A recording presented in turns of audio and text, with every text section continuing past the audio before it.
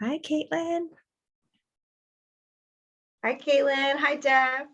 Hey guys. Hi, everyone. Nice to see you're safely back in. Oh my gosh, I'm blanking on where you live, Jeff. Massachusetts, right, Jeff? Yes, I'm on the I'm near Providence, Rhode Island, as you know. So Right. Good. And then Caitlin works for Dr. Trotter. Oh, And hi, Caitlin. I'm so happy you're on here. I was just telling Dr. Smith Hicks about recently seeing Dr. Trotter. So really? Wonderful. Yeah, this sounded really interesting. So I wanted to join in and listen. yeah. Hi, Tessa. Hi. We also have another mom on here, Nancy. I know she doesn't like to share her camera, but shout out to Nancy. Hi. She has an adult, Sean, who participates in a lot of our programs. Sean is in his 30s and he's awesome. And so is Nancy. She's also been a great resource and parent mentor to a lot of our other families. So Hi, Wonderful. Nancy. did you just speak, Nancy? No, not yet. I'm glad you could join us today. Okay, I'll go ahead and share my screen and get kind of started, and I'll just add more people as they come in. I know a lot of people like to join in once we get, whoops, wrong screen, hold on. Here we go. Hi, Terence. I'm so happy you made it. Oh, hi. Hi, Terence. Dr. Smith Hicks, Terence Hi there. is a liaison for us to the San Diego Symphony out here. So next time you come out, hopefully we'll get to take you to experience that like we did when Jeff was just here this weekend. Okay. Oh, that sounds wonderful. I look forward to it. Yeah. Yes. Nice to meet you. Nice to meet you, Terence. It's a pleasure to meet you too, Dr. Hicks. Yeah, they made a documentary about Terence too. Terence, do you want to tell Dr. Smith Hicks about what your documentary is about you? Sure. It's a documentary film. It's called Bass Clef Bliss, Terence's Path. It's a young man journeying through autism that I played a trombone. That my music therapist, her name is Barbara Dunn, that she's from Seattle, Washington. I introduced her to the trombone. I stopped for a while to do some visual art. And after that, I decided to get back into music. Wonderful. We can probably, sorry. I was going to say we can link it for you too, Dr. Smith Hicks, if you want a link, the link to it, and also to Jeff's work, because Jeff Snyder, who's on here, does so much with advocacy. So Jeff, maybe you can send Rebecca what you want us to link for Dr. Smith Hicks to see all the global work you're doing with being a self-advocate. Absolutely, Dana. I will do that. So I would love that. And it's great to see both of you are young adults who are, doing such excellent work in the community at large and advocating for fellow individuals with autism. So kudos. thank you, Dr. Smith. Oh, thanks. Okay, I'm ready to get started. Can everybody see the Zoom screen now? Yes. Okay, great. All right, please mute yourself when you're not speaking. We will require Dr. Smith Hicks has some polling questions, so you can use the chat during her presentation. Then we'll have a Q&A at the end as well, where you can unmute yourself and ask any questions that you have. We recommend speaker view per presentation, and video sharing, of course, is optional, though we love to see all your smiling faces. A quick update from Autism Tree since last year when the COVID pandemic first hit San Diego in March of 2020. We have been tracking all of our social media stats, and we have now reached over 649,000 people through all of our social media platforms. We do everything: Instagram, Twitter, YouTube, and all of that. So thanks to my interns who help manage that. Our posts have been shared over 1,066 times. So thanks to everyone who's been sharing it with their friends and family, all of our content, these lunch and learns that we post every week, as well as other videos from our community submitted from volunteers and program directors. We now have 430 videos on our YouTube channel, and we post weekly. We posted 373 of those videos since March 12th of last year. So a large majority of those were all submitted. So thanks to you. I know there's some of you on this call who have submitted a video to our families. It's just made us all feel really connected and sharing, just supporting each other and sharing the love during this time for those who really need it. Another series that we feature on our YouTube channel is our Reading with Autism Tree series. Our volunteers read children's books to our kids and families. We have 109 of those videos online that are still accessible to all of our families to watch. We also have provided 318 virtual and in-person events to date since last year. March 28th was our first virtual event. And since then, we've hosted so many through our 20 different programs. We have 31 events coming up between now and the end of October. And some of these programs are hybrid. We do both virtual and in person. Some of them are just in person. We're taking still all COVID precautions, but a majority of our programs are happening online on Zoom virtually to keep everyone safe during this time. So without further ado, I'll pass it off to Dana, who will introduce our special guest speaker. Thank you, Rebecca. It's just a huge blessing to be together today. And I really feel like I want to do more of just saying how much I feel like there is to celebrate with you. And just, saying thank you too for being supportive during this pivot that we're going through. Rebecca's been working tirelessly to launch a new website and also a new platform, which is called Wild Apricot, and will allow us to be more streamlined. We spend hundreds, if not thousands of hours monthly to coordinate all the programs, 31 that are up and coming, getting everyone registered, getting everyone, set up to go to the events. And so it's just been a long time coming that we're going to this mobile platform where everyone can be on their mobile device or computer and sign up.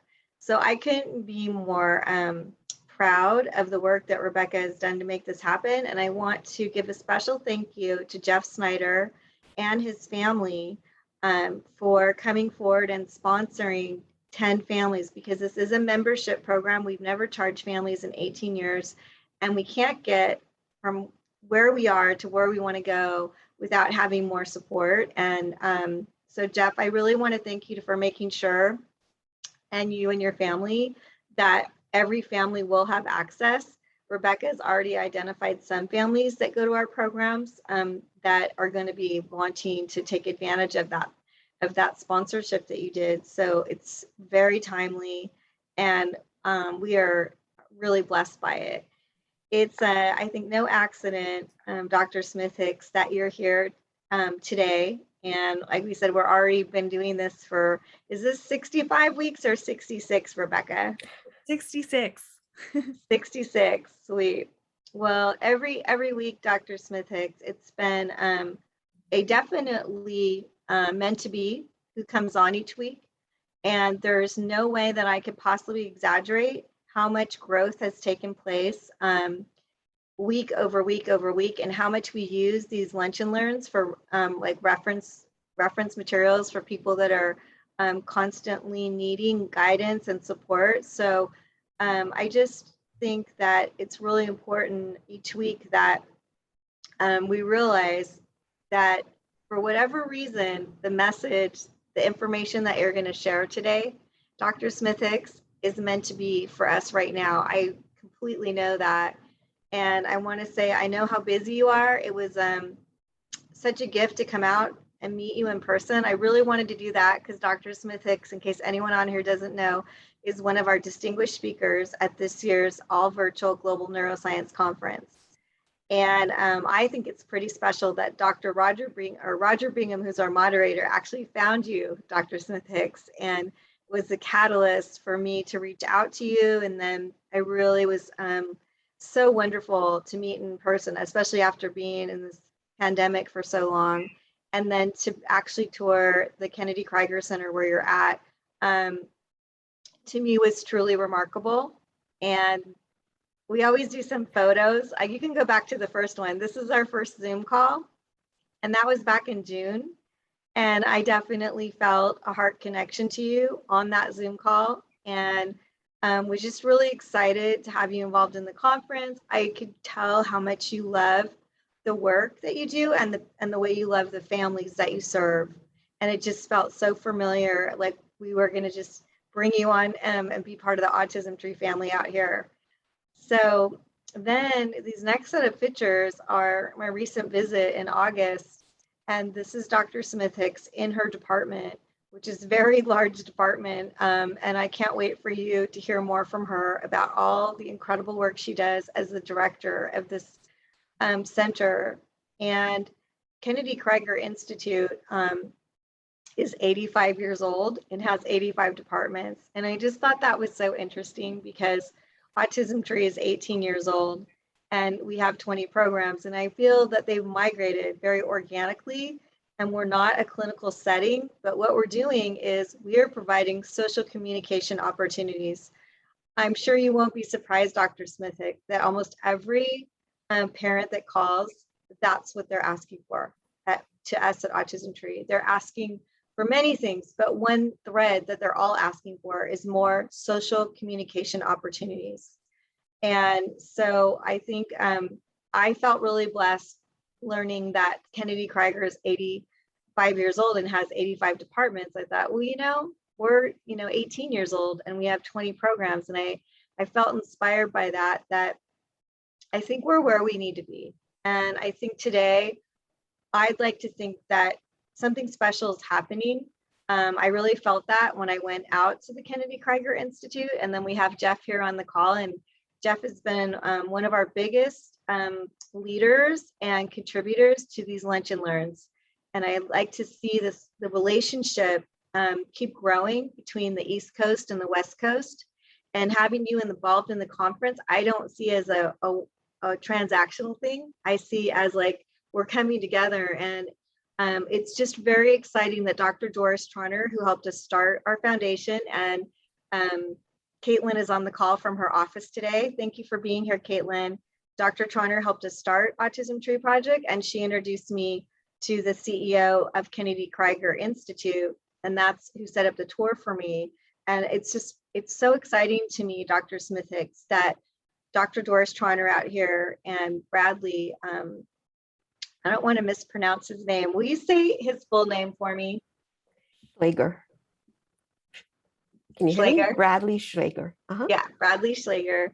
I just think it's wonderful that they're both colleagues. And I was on our pre-call today, I was telling Dr. Smith Hicks what an incredibly exciting Zoom call we had with our chairman for the Neuroscience Conference, Dr. Allison Motry, and our moderator, Roger Bingham, with Bradley. And now Bradley is going to be introducing Dr. Smith Hicks at the conference and also doing an overview of the whole Kennedy Krieger Institute. So I'm just really thrilled for you all today to realize that this is a starting point of something I see building in the future, Dr. Smith Hicks, and I hope you feel the same way. And I want to give you a warm welcome and say I already feel like you're part of our Autism Tree family.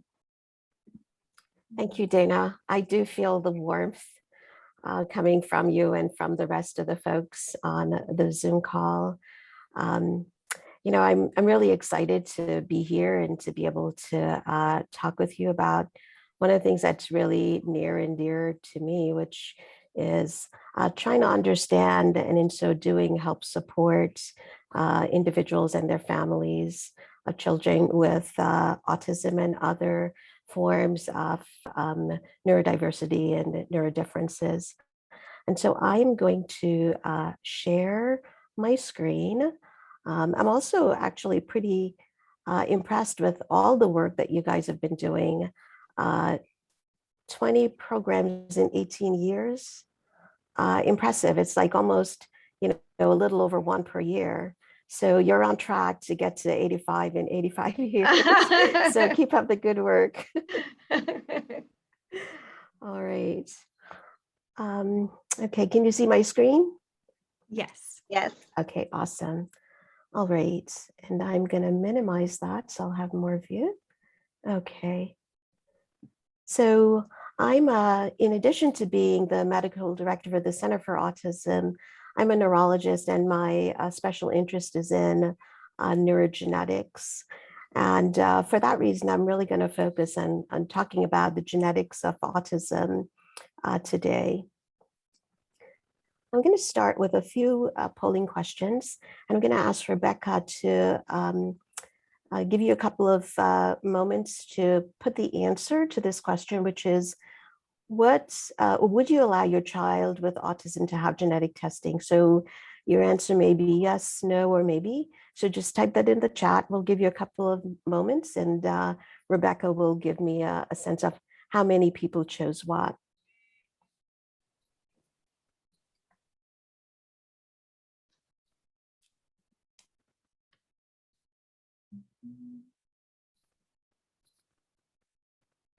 Okay, we've got 2 yeses.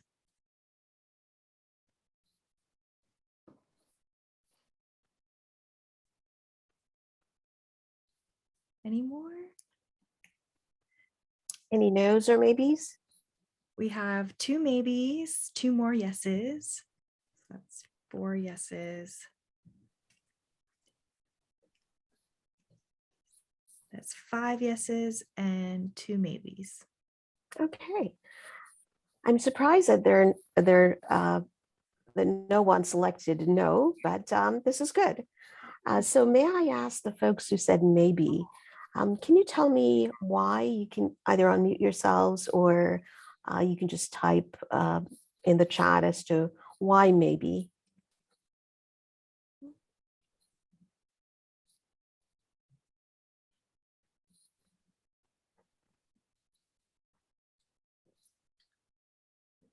You know, Kelly is one of the moms who typed maybe. We'd love to hear from you, Kelly. I think sometimes the doctor might tell us when we ask them if we do genetic testing, is there anything that will help my kids? And then most of the time the doctor just told us, no, it's just really for research. That's it. And then nothing that we can do. And then maybe your insurance won't cover. So it might be the cost is, might be high. So we're not sure. But I think we did do some testing. I just put maybe because I wasn't sure what genetic testing are you referring to, but we probably did some already. Okay, wonderful. Thank you for that. Okay. And then we can go on to the next polling questions if there were no other responses. Were there other responses, Rebecca?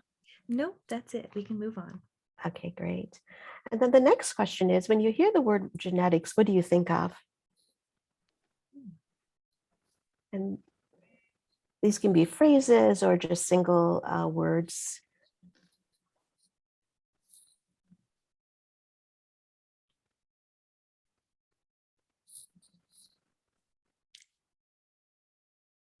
All right, we've got 2 people who said DNA. Mm-hmm.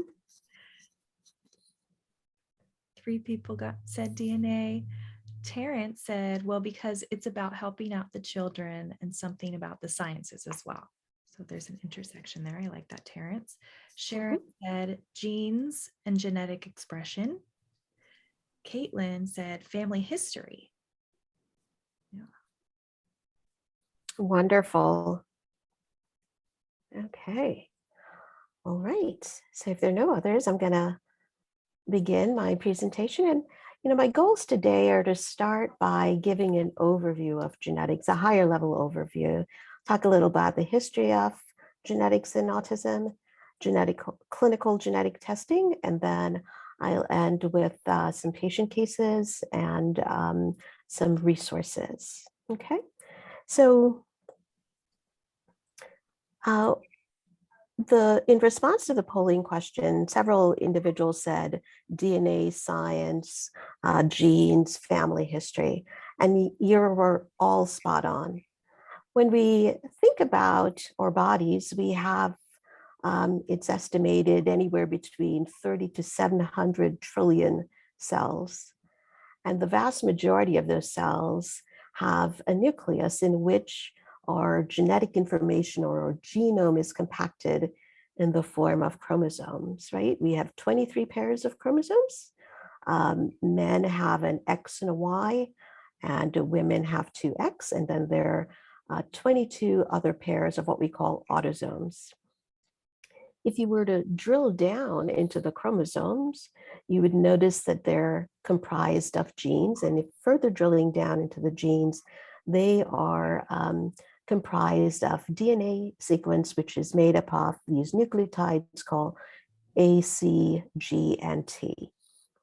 Okay, so our genetic material is housed in the DNA, and our DNA effectively encodes for the information that determines what we look like and what we do. So both our features and our function.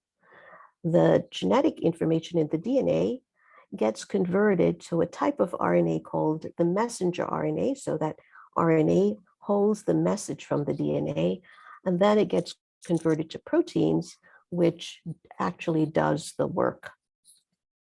So when we think about genetic testing, if we're doing genetic testing from a bench research perspective, we're trying to understand what genes are associated with what abnormality in cell function or animal function.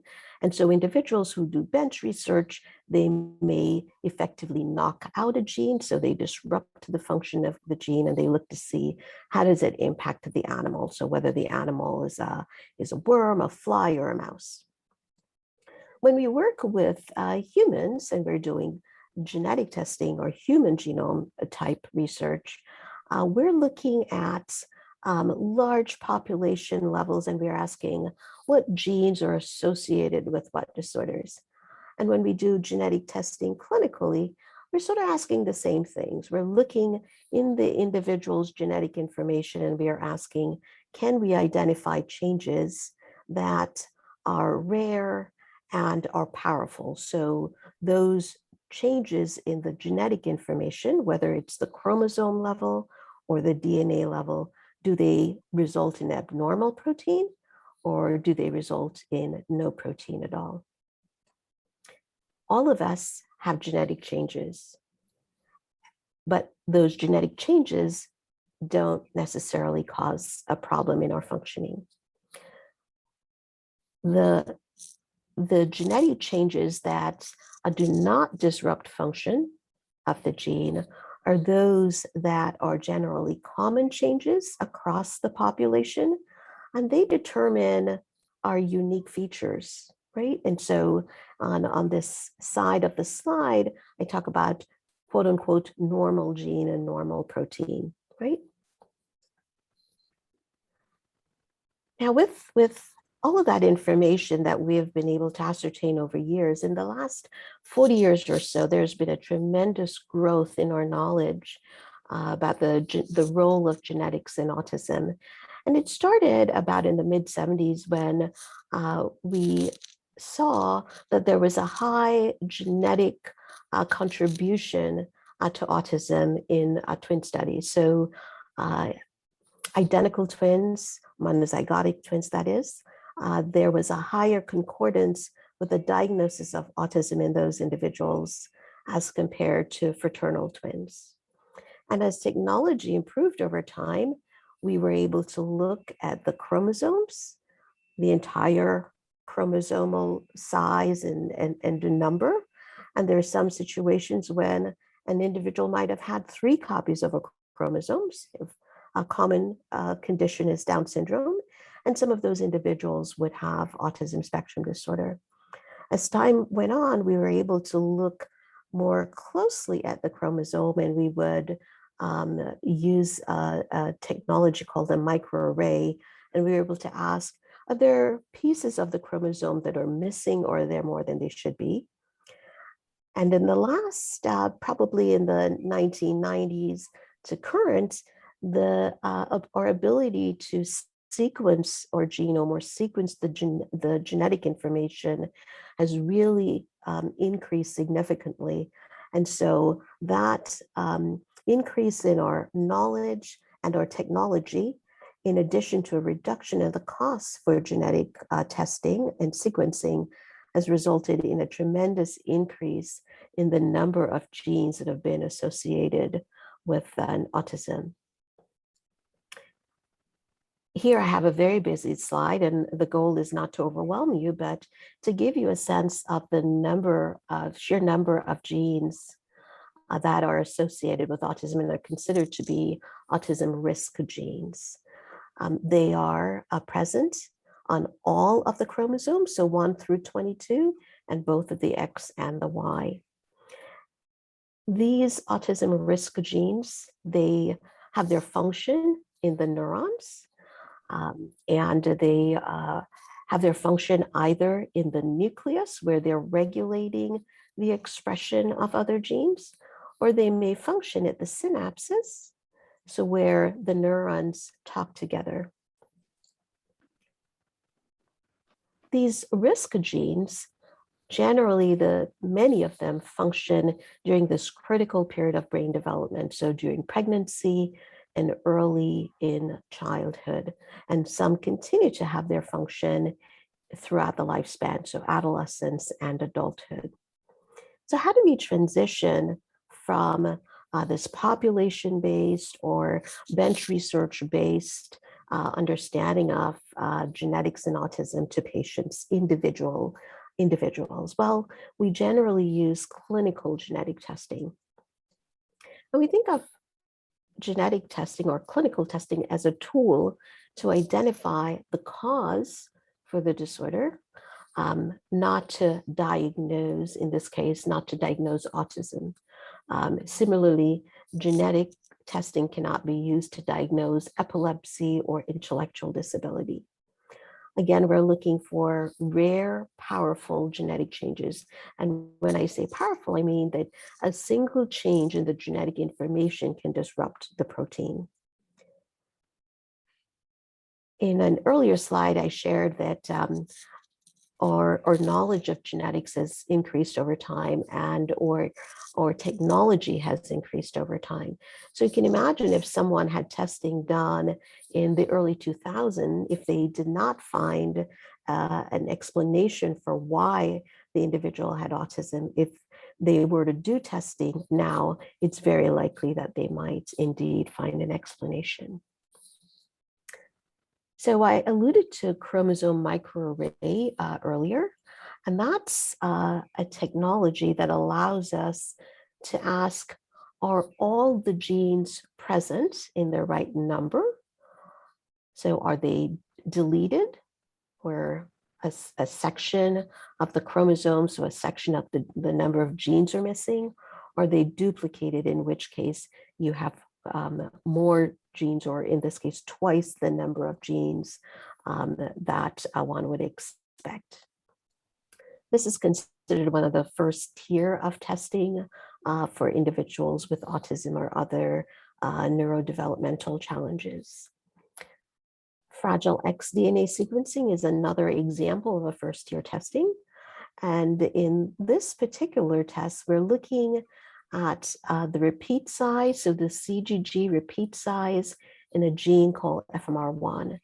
Now, all of us have some number of repeats, and 6 to 44 repeats are considered common and are present in neurotypical individuals, whereas individuals with Fragile X syndrome have greater than 200 CGG repeats. And these repeats are what we call methylated. So the body's attempt to stop the repeat expansion, it does that by methylating it. And in so doing, can you still see my slide? Yes. Okay, great. And in so doing, turns off the expression of that gene. So we have no FMR1 protein. In some individuals, they have anywhere between 55 to 200 repeats. those individuals are in the pre-mutation range. And there's been some literature to suggest that some individuals in the pre-mutation range can have some level of developmental challenges, ADHD, maybe a little bit of learning challenges. And as they get older, women are at risk for early menopause, and some are at risk for what we call fragile extramemory ataxia. It's similar to Parkinson's disease, so it has features of Parkinson's disease. But the fragile extramemory ataxia is more commonly seen in men when compared to women. And the intermediate zone, we call that the gray zone because we don't yet have a good understanding of what occurs as a consequence of the intermediate size repeats. Now, DNA sequencing, we clinically can perform what we call panel testing. So a panel may include anywhere between 50 to 2,000 genes. By the way, we have over 20,000 genes in our bodies. And so the panel DNA test will test anywhere between 50 to 200, whereas the whole exome sequencing is looking at all 20,000 plus genes. But it's looking at just the part of the gene that codes for the protein and not the part of the gene that regulates the protein expression.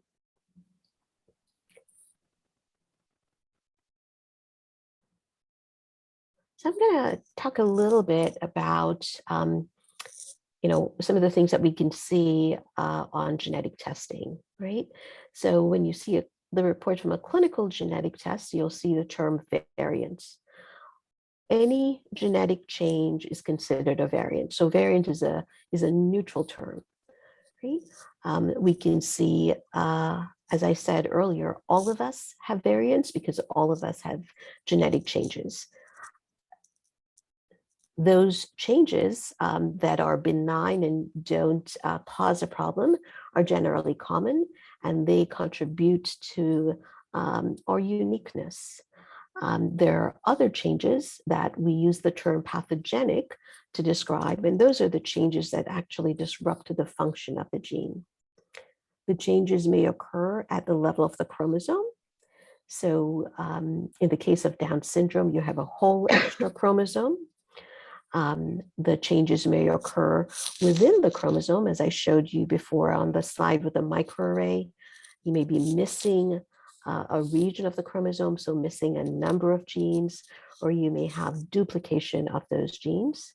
You can also have structural rearrangements of the chromosome. So a part of chromosome 13 is missing and it's attached to chromosome 15. When we do sequencing of DNA, we can identify variants in single genes. So that could be an alteration in the sequence. So instead of having a T, you have an A. We can also see duplications or deletions in a single gene where it's duplication or deletion of a small section of the gene. Whenever an individual has, if we have identified a genetic change which is classified as pathogenic or likely pathogenic, one of the questions we as neurogeneticists and geneticists or genetic counselors ask is, was it inherited?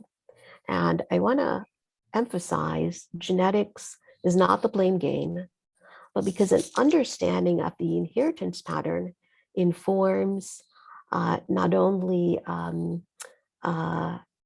understanding of the risk for recurrence, it also informs our understanding of the clinical features, but it also allows us to support the family either in additional care that can be provided or organizations that family can then become a part of.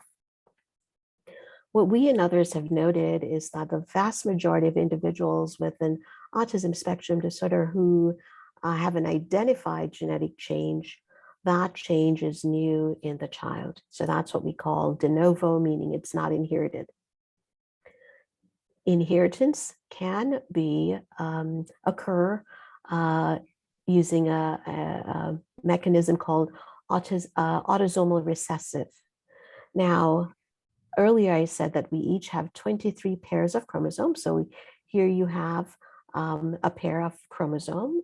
And in the case of an autosomal recessive disorder, the child needs to have a pathogenic variant on both copies of the gene, one that they inherited from the mom and one that they might have inherited from the dad.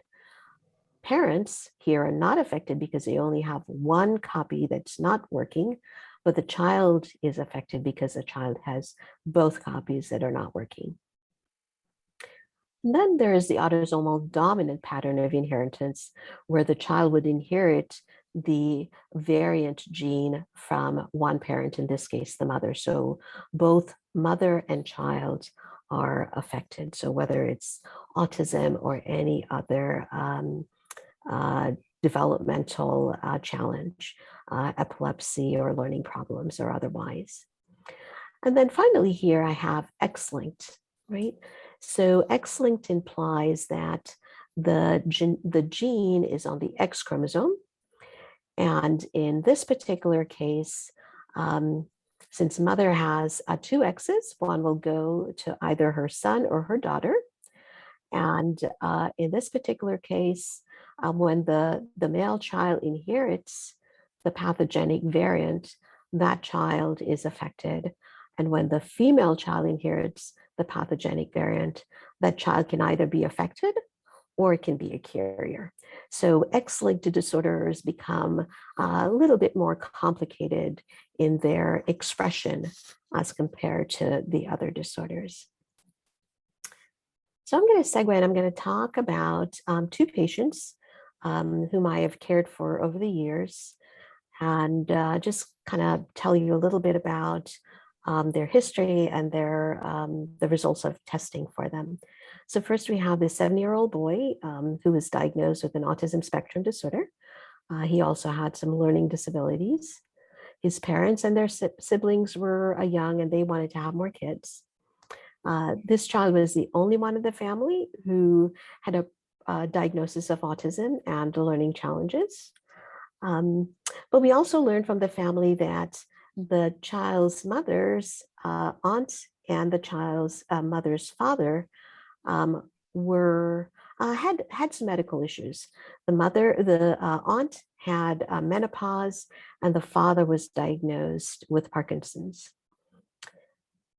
So we opted to do the first year testing, so chromosomal microarray, and then the Fragile X DNA testing. And in this little boy, we determined that he had the full mutation. So he was given a diagnosis of Fragile X syndrome. Fragile X syndrome, by the way, is the most common single gene inherited cause of autism or intellectual challenges. Primarily affects boys, but can also affect girls. So his mom had a repeat size in the pre-mutation range. Cannot seem to find my mouse. Here it is. So mother had a repeat size in the pre-mutation range. And so we were able to talk about her risk for going into early menopause and some of the things that she may be able to do in light of that knowledge, given her interest in having other children. We also talked about her small risk for having the tremor ataxia syndrome. We were able to connect with the maternal aunt and the maternal grandfather, and we were able to perform Fragile X testing on both. And they too had repeat in the pre-mutation range, which would explain the Parkinson's-like features in the grandfather and the early menopause in the maternal aunt. Now, in this particular family, we identified the genetic cause for one individual, but it had a ripple effect across multiple generations. We were able to inform the care not only of the immediate child, because we were able to connect to the family with the Fragile X Foundation, but we were able to do some anticipatory guidance as to what are the things, medical and otherwise, to be on the lookout for. We were able to support not only the mother and her siblings, but also the grandfather and his sister in connecting them with other resources, both medical and otherwise. So, Fragile X testing, although it accounts for a small number of individuals with autism spectrum disorder, it can have a tremendous impact in the larger family. You may recall we also did chromosomal microarray on that child, and we identified a change on the short arm of chromosome 11 that was pathogenic. It was a deletion, which we did not expect. So it was a deletion of a piece of the small arm of chromosome 11, and within that deleted region was the KCNQ1 gene. That gene is associated with a disorder called long QT, which is a heart arrhythmia. And so we were able then to connect this child and his family with a cardiologist who could monitor him and intervene as was necessary. I must say that not all cases, not all individuals that we evaluate, we perform genetic testing on, do we necessarily find a cause, but we do find it in a subset of individuals. Now, the next patient that I want to talk about is an 8-month-old boy that I saw. And no, this boy was not given a diagnosis of autism at 8 months old, but his clinical presentation was that of profound hypotonia. 8 months, he was not rolling, not sitting, not really using his hands. And he also had some abnormal eye movement. So I opted to do an MRI of the brain. I noticed that there was some abnormalities that suggest that he may have a condition called Javier Syndrome. Because there are so many genes that are associated with Javier, we opted, instead of doing a panel, to do whole exome sequencing.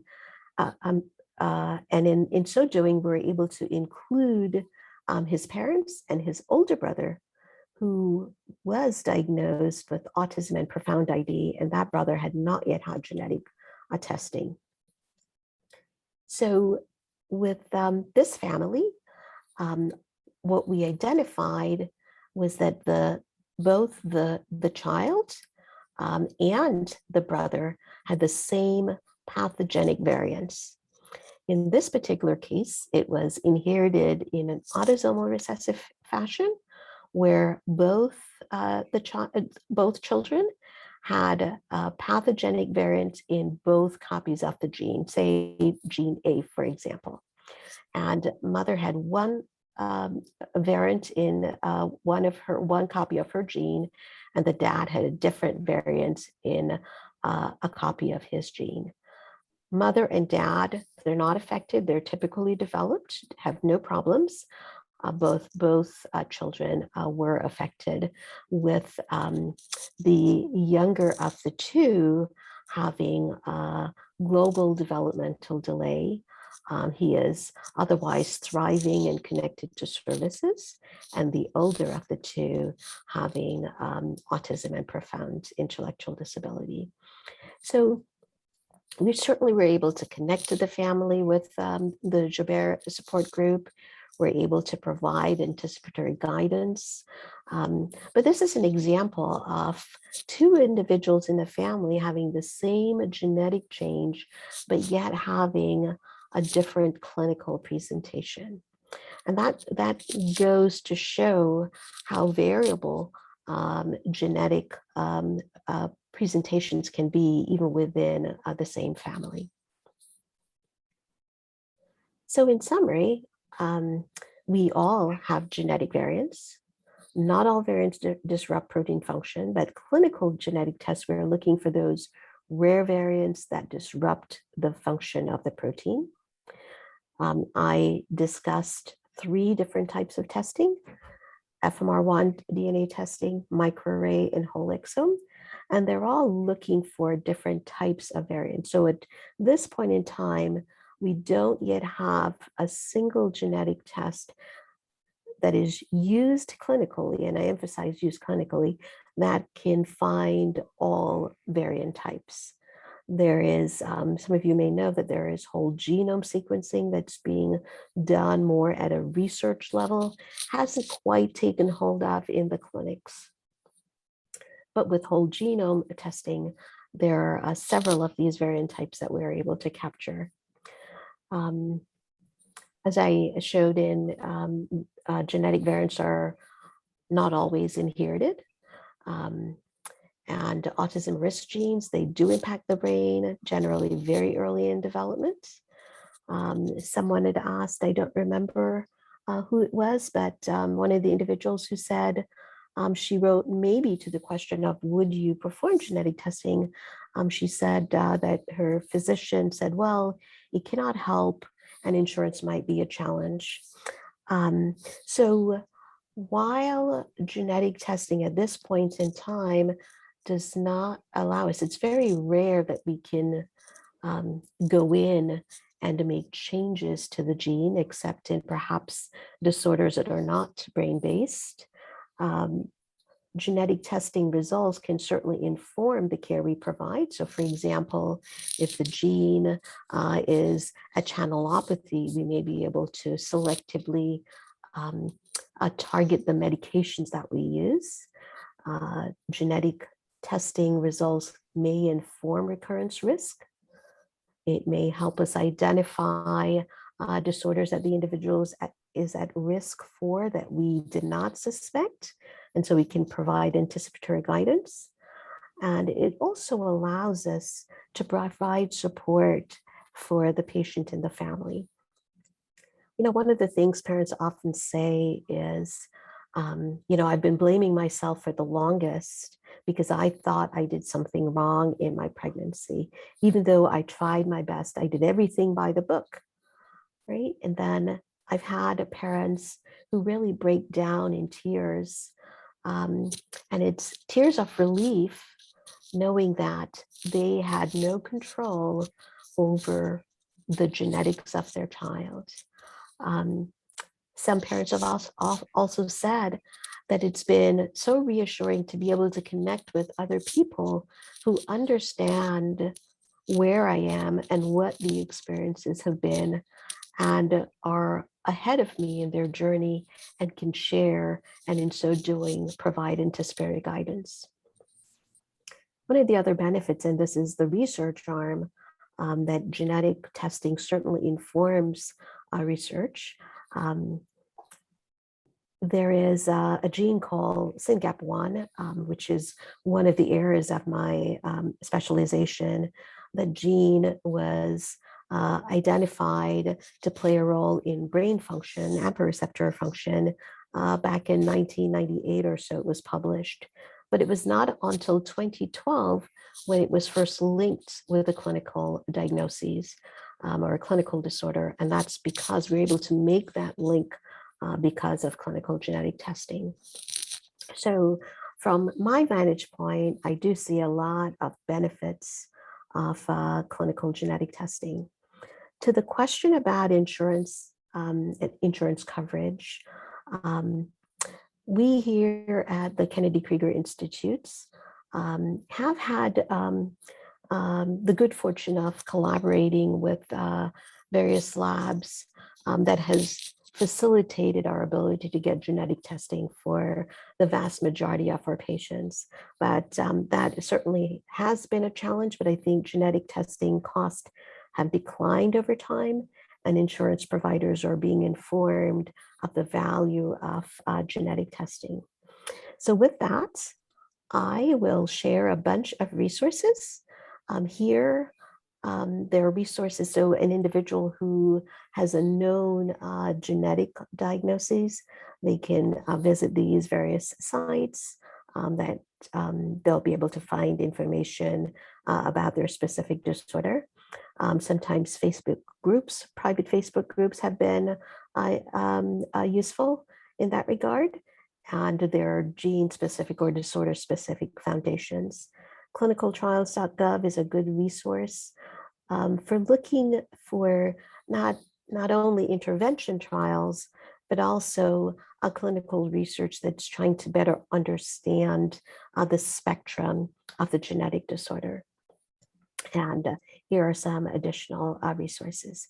So with that, I will take any other questions. And this, by the way, is a nice picture of the Kennedy Krieger Institute.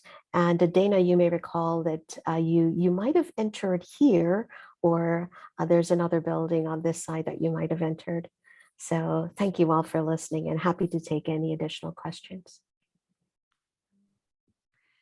Thank you so much, Dr. Smith Hicks.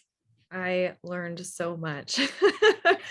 And thank you. You're such a well-spoken educator. So thank you for breaking it down. Thank you. What you do and communicate that. I had never even heard of Fragile X, and I know that was your specialty. So that was really exciting to learn. Yeah, I'll open it up to any questions. Please feel free to type it in the chat. I can read your question for you. And Terence just typed in the chat, excellent presentation, Dr. Smith Hicks. And I really love how you showed us about the genetic variants, testings, chromosomes, DNA, and all the types of biology sciences. And so I loved it very much. Well done. Wonderful. Thank you so much, Terence. Oh, it's my pleasure. And I want to give a shout out to Kelly Piacenti, who we partner with at Mass Mutual. She's joining us from the East Coast. And thanks, Kelly, for being here. I'd love to have you connect with Dr. Smith Hicks. Kelly's going to be on our Autism at Work Global Neuroscience Conference panel later this year. Wonderful. I look forward to meeting you, albeit virtually. Thank you so much. I was just typing in the chat that I unfortunately was a little late, and I was hoping I could get the rest of the slides because it was a great presentation. And I work quite a bit with Fragile X and Mosaic as well, and different ones. So very interesting, fantastic. Wonderful. Certainly happy to share the slides. Great. Thank you so much. You're welcome. Fabulous. Go ahead, Jeff. First of all, Dr. Smith Hicks, great presentation. Even though science was never really my strong suit, to be honest. I did notice that when it came to the genetic testing, I do remember that I did have to have blood work done when I was being tested. So, I mean, I actually didn't even know I was first diagnosed until I was 9 years old, when I was featured on Nick News. And that's one thing that I think a lot of parents will tend to be very hesitant about when it comes to the types of genetic testing that involve blood work, because their children or loved ones may be very hesitant around needles. So that could, but I say that, you know, the needle is very small, is a small price to pay if you want to know the whole truth about the genetic side when it comes to being diagnosed or finding the truth about autism or any other neurodevelopmental disability. Thank you, Jeff. That was a very important point. And to that, I mean, absolutely, there are lots of kiddos who just do not like getting a needle, whether it's to draw blood or to get their immunizations or whatever it is. What has been tremendous is that we're now able to do genetic testing with a cheek swab. And all of the types of testing that I talked about, the Fragile X, the whole exome, and the microarray, we can accomplish it with a cheek swab. And some folks are doing saliva, so you spit in the tube. A little more messy. The cheek swabs are generally nicer and easier. Yeah, And I also put in the chat wall my website as well, if you're interested. Oh, wonderful. Yes, I will definitely click on that now so I don't lose it. Okay, great. Thank you. I'll look at that in a little bit. You're welcome. Any other last minute questions for Dr. Smith Hicks while we're still on from any of our parents watching, or last minute comments? Okay, well, if you think of anything else, we do send a recap email with all of the resources.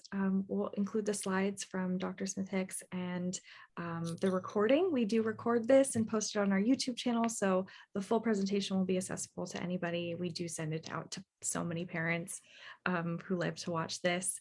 I'd love to take a Rebecca, you know, I want to give a quick shout out to Kelly too. Hi, Kelly. It's so nice that you made it. Thank you. I know how busy you are. And I'm hoping that you'll help us promote the Global Neuroscience Conference coming up that Dr.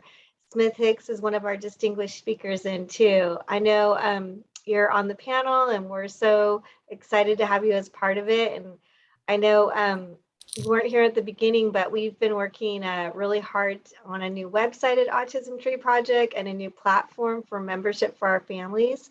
So a lot is going on, and I just wanted to give a plug for the Global Neuroscience Conference that both of you are in, and I hope you both will help us start getting the registration. We have quite a few registrations already, but we're really wanting to push people registering a lot.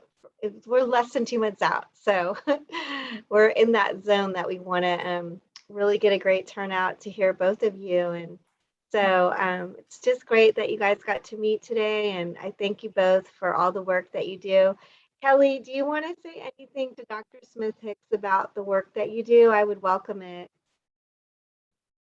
Sure, I don't want to take over her great presentation by any means, but we work with families across the country to kind of help them with the planning process. So once the diagnosis is there, and then sometimes when they're not diagnosed, we try to help them with planning for the future, whatever that may look like, whether it's education or housing or just living within the family unit. So we work with families across the country, regardless of the person's ability, to try to help the family do some planning ahead of time. Don't wait for something catastrophic, but so that they have a plan in place. So that's what we do. It's wonderful and certainly a much needed resource. And it's fantastic that I'm not quite sure where you're located, but at least you have reach across the country. So that is terrific. We do. I'm actually in New Jersey. You can hear somebody mowing a lawn behind me, but I'm in New Jersey, and we have advisors that work with families across the country.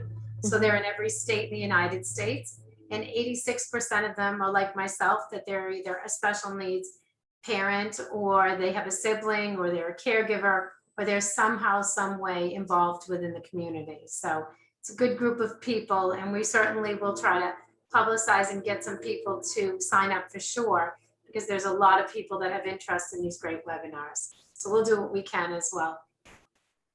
Awesome. Thank you, Kelly. Thank you. And it's free to register for the Neuroscience Conference, everybody. And I think that's about it. So I would love to take a group picture of everyone. If you'd like to share your screen, now would be the time. I'll give everybody a little time. Okay. Smile at the camera. Ready? 1, 2, 3. Wonderful. And and Kelly also did another Lunch and Learn previously this year, and she shared her personal story too. So if anybody, maybe we can forward that to you, Dr. Smith Hicks, if you'd like. We'll send you Kelly's Lunch and Learn. I think you would find it really special to get to know her a little bit more like that. It was very good, Kelly. Wonderful. I look forward to that. Okay. well, thank you. Thank you, everybody. Yeah, thank you again, Bye. Dr. Hicks. It was nice My meeting pleasure. you. Likewise. Thank you, everyone. Take care, guys. Thank you. Have a great rest of your day. You Yeah. too. Bye.